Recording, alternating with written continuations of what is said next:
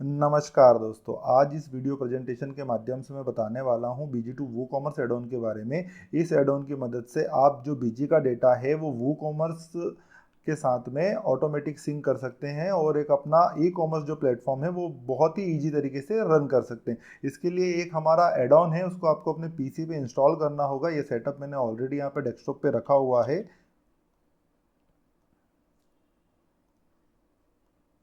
Add on जो है वो सी ड्राइव में इंस्टॉल करना है। मैंने यहाँ पे जो पाथ है वो मेरा सेलेक्ट होके ई आया था, मैंने यहाँ पे सी कर लिया और मैंने इसको यहाँ से इंस्टॉल कर दिया। जो बीजी से डेटाबेस का कनेक्शन का मेथड है वो सेम है जैसे गूगल शीट वाला है, तो वो मैं इस वीडियो में नहीं बता रहा हूँ। हमने यहाँ से फिनिश किया। जैसे ही हम इसको फिनिश करते हैं ये एड ऑन ऑटोमेटिक रन हो जाता है। अभी जो इसकी फ्रिक्वेंसी है वो ये 5 मिनट के अंदर रन होता है। मैं यहाँ अगर डैशबोर्ड पे जाता हूँ, सेटिंग के अंदर जाता हूँ, तो ये जो रन एवरी जो लिखा हुआ है ये रन एवरी मिनट यानी कितने मिनट के अंदर एड ऑन रन होना चाहिए। अभी मैं इसको 1 मिनट के लिए कर लेता हूँ क्योंकि मैं डेमो दे रहा हूँ, तो जो डेटा है वो फास्ट अपडेट होना चाहिए वहाँ पे। और उसके बाद में आपको जाना है वो कॉमर्स के अंदर, वहाँ से आपको गेट करना है एपीआई की गेट करने के लिए आपको जाना है वो कॉमर्स सेटिंग, एडवांस।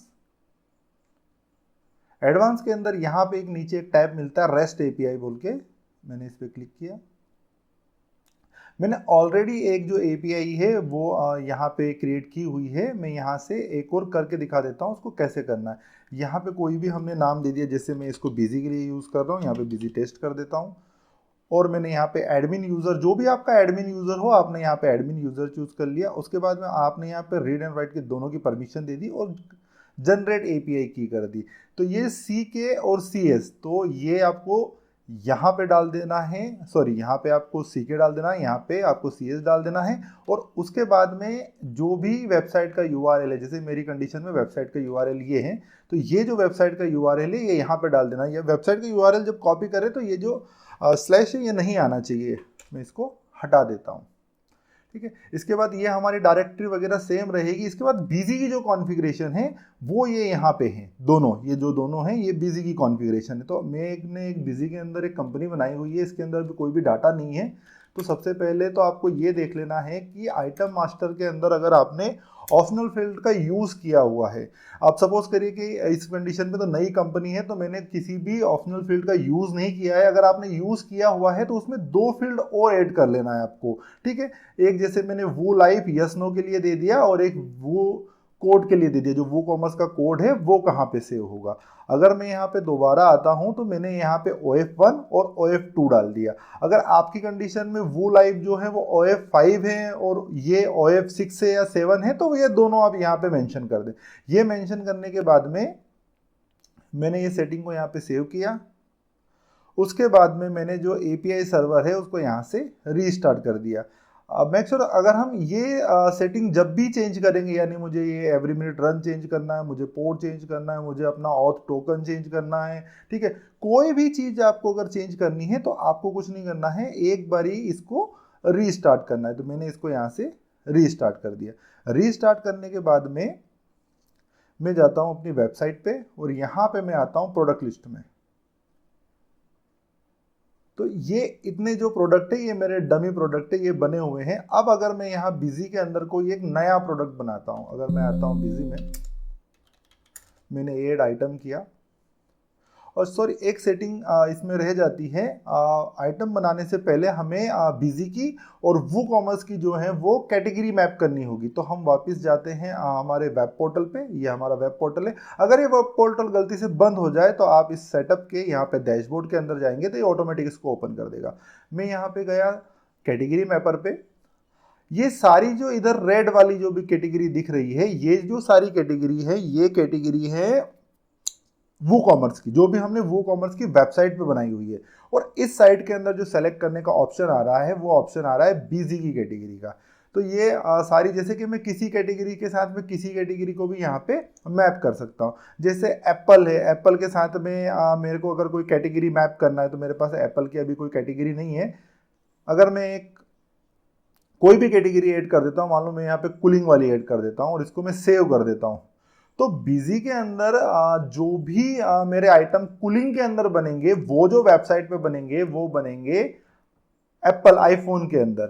तो वैसे ही आपको सारी की सारी कैटेगरी मैप कर लेना है। अब जैसे ही मैंने यहाँ पे कर दिया ऑल इन वन को मैंने कर दिया यहाँ पे जर्नल के साथ में, और अगर मैंने इसको सेव कर दिया तो जर्नल कैटेगरी में बिजी के अंदर मैं जो भी आइटम बनाऊंगा वो जो वेबसाइट के अंदर जब क्रिएट होगा तो वो इस कैटेगरी के अंदर होगा। तो मैं एक काम करता हूँ, एक जर्नल के अंदर एक आइटम क्रिएट करता हूँ।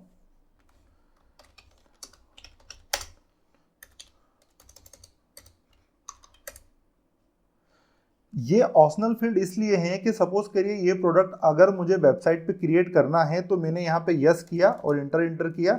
यहाँ पे मैंने इसका CS ले लिया। स्टॉक जो भी ओपनिंग है, मान लो मैंने 600 क्वांटिटी डाल दी, कुछ भी एक रैंडमली मैं यहाँ पे डाल देता हूँ। GST परसेंटेज मैंने 18 डाल दिया, यहाँ पे एक कोड डाल देता हूँ कुछ भी। सेल्स प्राइस मान लो मेरी 1000 रुपये है, परचेज प्राइस 500 कर देता हूँ, MRP में वैसे कर देता हूँ 1200 रुपये, और इस प्रोडक्ट को मैं यहाँ पे सेव करता हूँ। जैसे ही मैं इस प्रोडक्ट को सेव करता हूँ, ये जो एड ऑन है ये हर 1 मिनट के अंदर बिजी को चेक करता है। अगर इसको ऐसा कोई डेटा मिलता है, जैसे मैं यहाँ समझा देता हूँ कि अगर इसको कोई भी ऐसा डेटा मिलता है कि जिस प्रोडक्ट के अंदर वो लाइफ के अंदर यस है और वो कोड ब्लैंक है, यानी कि ये वेबसाइट पे अभी तक क्रिएट नहीं हुआ है, तो एड ऑन क्या करेगा, इस प्रोडक्ट को आइडेंटिफाई करेगा और वेबसाइट पे ऑटोमेटिक क्रिएट कर देगा। तो अभी मैं 1 मिनट के लिए रुक जाता हूं।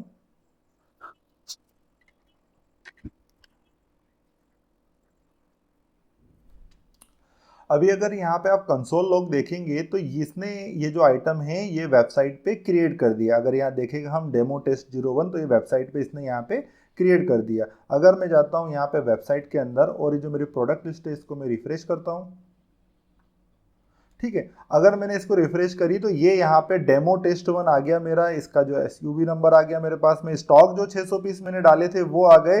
अगर मैं इसका ओवरव्यू देखता हूँ यहाँ पे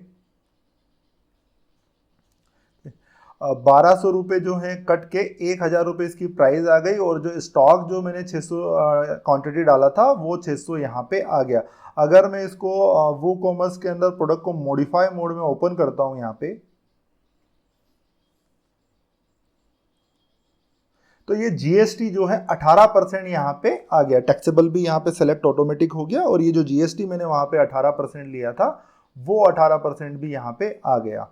ये प्रोडक्ट पूरा क्रिएट हो गया है यहाँ पे। अगर आपको प्रोडक्ट से रिलेटेड मोर इन्फॉर्मेशन अगर ऐड करना हो, तो जैसे कि मान लो आपको डिस्क्रिप्शन ऐड करना है, आपने यहाँ पे डिस्क्रिप्शन ऐड कर लिया।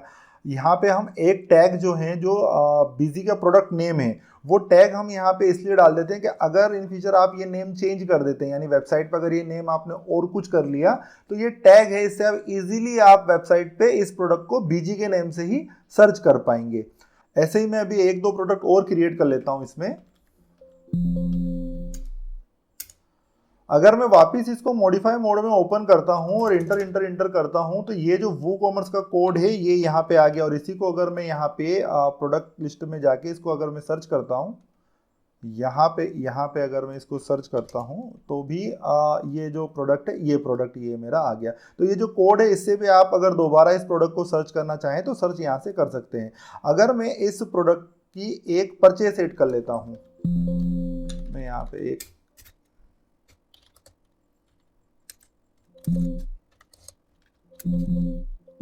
अभी मैंने इस प्रोडक्ट की एक परचेस ऐड की थी, जो मेरी पहले की जो क्वांटिटी थी वो 600 थी, और एक मैं यहाँ पे पार्ले जी करके एक 500 ग्राम का GM का एक प्रोडक्ट और बना लेता हूँ। इसकी मैं 50 क्वांटिटी डालता हूँ, यहाँ पे क्वांटिटी वैल्यू कुछ भी डाल देता हूँ। GST इस पर मैं 12% करता हूँ, और इसमें मैंने यहाँ पे कुछ भी डाल दिया। एक मैंने मान लो इसकी सेल प्राइस जो है वो 10 रुपये डाल दी, परचेस प्राइस 8 रुपये डाल दी, MRP 15 रुपये डाल देता हूँ, और इसको मैं सेव कर देता हूँ। इसको सेव करने के बाद में मैं एक काम करता हूँ, एक प्रोडक्ट और ऐड कर लेता हूँ यहाँ पे। डेमो टेस्ट 0055 करके ऐसे ही मैं रैंडमली क्लिक कर लेता हूँ। इसको मैं कीबोर्ड में क्रिएट कर लेता हूँ, इसको मैं यस करके इसको भी मैं यहाँ पे TCS में लेके इसी क्वांटिटी में रख लेता हूँ, मान लो 2 क्वांटिटी सब कुछ लिख लेता हूँ, और मैं यहाँ पे इसका GST परसेंटेज को डिफरेंट डाल देता हूँ। मैंने इसका रेट डाला 600 रुपये, 500 रुपये, और मैंने डाल दिया 700 रुपये, और इसको यहाँ से मैंने सेव कर दिया।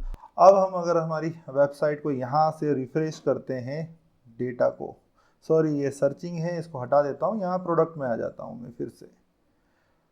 ठीक है, तो नंबर एक तो ये कि इसकी जो स्टॉक है यहाँ पे वो 650 हो गया, क्योंकि मैंने जो 50 पीस है वो मैंने परचेज कर लिया था, तो ये जब भी अपडेट करेगा ये प्रोडक्ट को अपडेट कर देगा। दूसरा एक मैंने पार्ले जी बोल के एक नया प्रोडक्ट ऐड किया था, उसकी मैंने 50 क्वांटिटी दी थी, वो 50 क्वांटिटी यहाँ पे आ गई। इस ऐड ऑन को ऐसा रन करने की भी जरूरत नहीं है, आप इसको मिनिमाइज करेंगे तो ये बैकग्राउंड में चलता रहेगा। अब अगर मैं इसको दोबारा रिफ्रेश करता हूं, अगर 1 मिनट हो गया होगा, तो जो मैंने एक और प्रोडक्ट ऐड किया था वो भी ऑटोमेटिक यहाँ पे क्रिएट हो जाएगा, वो भी नेक्स्ट मिनट चलेगी। इसके लिए ना मैं इसको पहले वाले प्रोडक्ट की एक सेल डाल के दिखा देता हूं कि जब ये प्रोडक्ट सेल होता है तो ये जो क्वांटिटी है ये अपने आप कम हो जाएगी। तो मैं एक काम करता हूं, इसकी एक में सेल डाल देता हूं, मैं इसकी 5 डाल देता हूं सिर्फ, और मैं इसकी 620 की सेल डालता हूं, मैंने इसकी सेल डाली यहाँ पे 620 की। अब अगर मैं इसको रिफ्रेश करता हूं, अगर वो 1 मिनट के अंदर अभी अपडेट करेगा डेटा, अगर 1 मिनट हो गया होगा तो वो एड ऑन जो है अपने आप अपडेट करेगा। मैं 1 मिनट के लिए वेट कर लेता हूं नेक्स्ट मिनट क्रोन चलने का। मैं डैशबोर्ड को यहाँ से रिफ्रेश करता हूँ।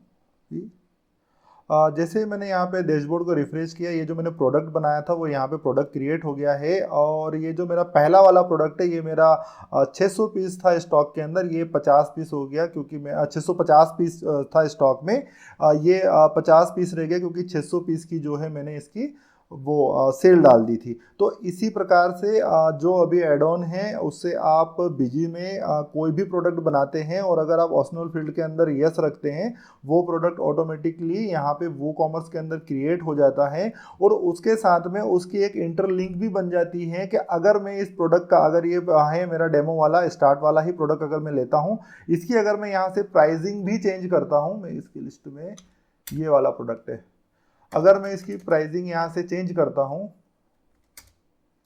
1000 को मैं 5000 कर देता हूं, और एमआरपी को मैं मान लो 10,000 कर देता हूं, और इसको यहां से मैं सेव कर देता हूं, तो ये ऑटोमेटिक क्या करेगा कि 1 मिनट बाद में जब एड ऑन रन होगा, ये ऑटोमेटिक यहाँ पे भी इसकी जो प्राइसिंग है वो चेंज कर देगा। अभी के लिए ये पूरा जो है स्टॉक आपका एमआरपी और जीएसटी रेट वगैरह, ये जब भी आप बिजी के अंदर चेंज करेंगे और इसका अगर ग्रुप चेंज करेंगे तो ये ऑटोमेटिक जो है वेबसाइट पर भी कर लेगा। अभी वेबसाइट पे आपको कुछ मेटा डेटा हाथ से डालना होगा, जैसे कि अभी इमेज का प्रोविजन हमने बीजी से नहीं दिया हुआ है, उस पर हम वर्किंग कर रहे हैं, उसके कुछ मेथड हैं वो अभी हमें मिले नहीं हैं, तो वो जैसे ही मिल जाएगा तो एक तो ये कि यहाँ पे जो भी इमेज आती है वो इमेज भी आप बीजी से ही अपलोड कर पाएंगे, और उसके बाद में जो डिस्क्रिप्शन है, ये डिस्क्रिप्शन भी आप अगर बीजी के अंदर डालेंगे तो वो भी हो जाएगा। तो अभी ये सिर्फ एक स्टैंडर्ड प्रोडक्ट है कि एक आप वो कॉमर्स जो है बेसिक वेबसाइट को इसके साथ लिंक करके और अपना जो स्टॉक एमआरपी वगैरह है इसको आप ऑटोमेशन पे कर सकते हैं। इसको मैं एक बार रिफ्रेश कर लेता हूं। जैसे ही मैंने इसको यहाँ से रिफ्रेश किया तो ये जो है यहाँ पे ये 10,000 रुपये और ये 5,000 रुपये ऑटोमेटिक हो गया। एड ऑन को अगर कभी देखना हो तो ये वाला है, यहाँ पे लिखा हुआ आता है एपीआई कंट्रोलर, अगर मैं इस पर डबल टिक करता हूँ तो ये ओपन हो जाता है यहाँ पे। अभी तो एड ऑन है, इसी प्रकार से काम करता है। अगर आप ये चाहते हैं कि आप जैसे मॉर्निंग में पीसी स्टार्ट करें और एड ऑन है ये बैकग्राउंड में ऑटोमेटिक रन हो जाए, तो आपने यहाँ पे ऐड टू स्टार्टअप कर दिया। इसके बाद होगा क्या, जब भी आप पीसी स्टार्ट करेंगे एड ऑन जो है वो ऑटोमेटिकली रन हो जाएगा। तो अभी के लिए एड ऑन में इतने ही फीचर हैं, बाकी इस पर हम लोग काम कर रहे हैं। जो भी फीचर की अपडेट आती है मैं एक वीडियो के माध्यम से आप तक पहुँचा दूंगा।